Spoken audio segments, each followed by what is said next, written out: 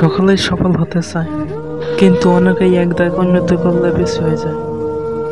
বালতিতে যদি ফোঁটা থাকে তাহলে যতই পানি ঢালো তা কি থাকবে? সফল পেতে হলে কোন কাজটি করবেন আর কোন কাজটি করবেন না তা সবারই জানা যাক। চলুন তাহলে জানা যাক কোন বিষয়গুলো এড়িয়ে যাওয়া উচিত। নাম্বার 1, অস্বাস্থ্যকর জীবনযাপন বাদ দিন। স্বাস্থ্যের যত্ন নিন।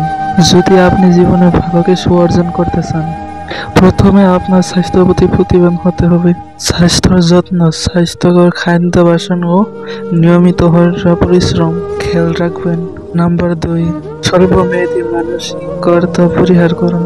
কোনো কাজ একদিন 2 দিন করে পরে আর করা হলো না, এমন যেন না হয়। ধরুন সকালে নিয়মিত হাঁটবেন, তবে কয়েকদিন পর আগের মতন জানি না হয়, এমন হলে আপনি ভালো হতে পারবেন না।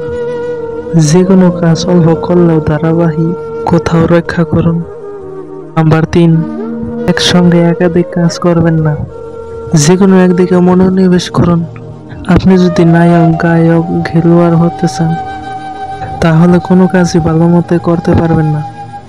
আগে ঠিক করুন আপনি কোন কাজ করতে আগ্রহ বা কোন কাজ ভালো পারেন, সেদিকে মনোনিবেশ করুন। নাম্বার 4, অজুহাত দেখাবেন না।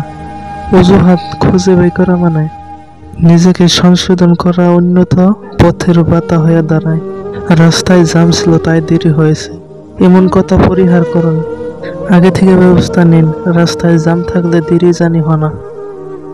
নাম্বার 5, রাতারাতি পরিবর্তন আশা করবেন না। কোনো কিছু হুক করে অর্জন হয় না, ধীরে ধীরে পরিশ্রম করে মানুষ একদিন হয়ে ওঠে।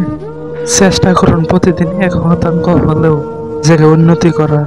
নাম্বার 6, একঘেয়েমি মনোভাব দূর করুন। বর্তমান দুনিয়া ক্রমাগতশীল, পরিবর্তনশীল পরিস্থিতির নকে মানিয়ে নেওয়ার চেষ্টা করুন। আপনি যদি আগে থেকে সব নির্ধারণ করে রাখেন। হ্যালো বন্ধুরা, ভিডিওটি কেমন লাগলো? আশা করি অনেক ভালোই লাগছে। এই ভিডিওর জন্য এটা তো লাইক করতেই পারেন।